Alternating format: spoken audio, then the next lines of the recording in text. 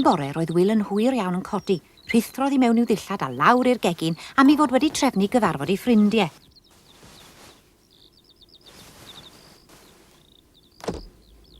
Llwciodd I uwd gwenyn meir. Di gorffen, mam. Be ddedys di, Wil? Mam. Malwod mawr. Rwyt ti'n ugian, Wil? Gian? Ie, ugian. Rwy wedi deitho ti ganwaith na ddyla ti lwcian do iwd. Dyna beth sy'n dod o fod yn gwac bach baris. O, be ddigwyddith? O, tut. Mae'n siŵr o basio gyda hyn yng ngwasi. Hwda, dyma ddarn o farau ti gnoi. Ond bita'n o'r ade, cofia? Ac mi ddyla stopio rig I ti. Diolch, mam. Ta tan doctor. Bollodd drwy drws a syrthiodd lletwad ar ben ffrag. Hwra, symustabydd!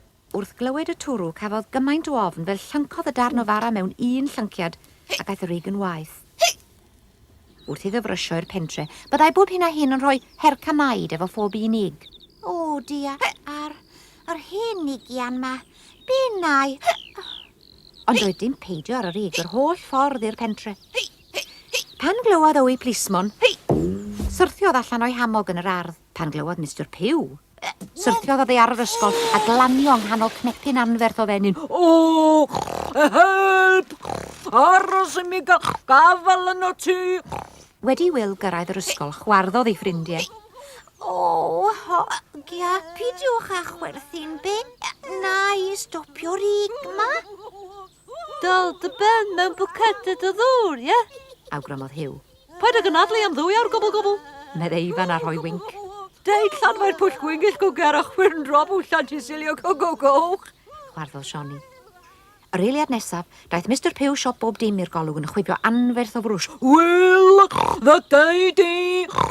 Roedd Wil yn rhedeg o gwmpas y buarth yn gweiddi. Gwag! Benau! Daeth oernad hir o dir ysgol a llamodd y ci halla a welodd neb erioed i'r golwg. Dyna le. Pawb a phobyn yn gweiddi am help, yn enwedig Mr Pew, a oedd yn meddwl fod y ci am wneud cinio ohono fo. Llwyddoedd pawb ddianc dros y wal fod feddi o flaen danedd y ci mawr. Ond roedd darn mawr o drwsus Mr Pew yn ei geg. Gobl, pwy feddylia fod y prifathro'n cadw'r fath fwysd, Wil? O, wir, pws y meddwl, ie? Medde Huw. Wel, dwi'n falch o lea, gwag. Wel, pam ti'n dweud hynny? Gyfynodd Dick. Wel, dwi wedi cael gwarad o rig. Diolch i'r ci. Chwarddodd pawb wrth weld Mr Pew yn mynd adre ac yn ceisio cuddio'r twll yn ei drwsus.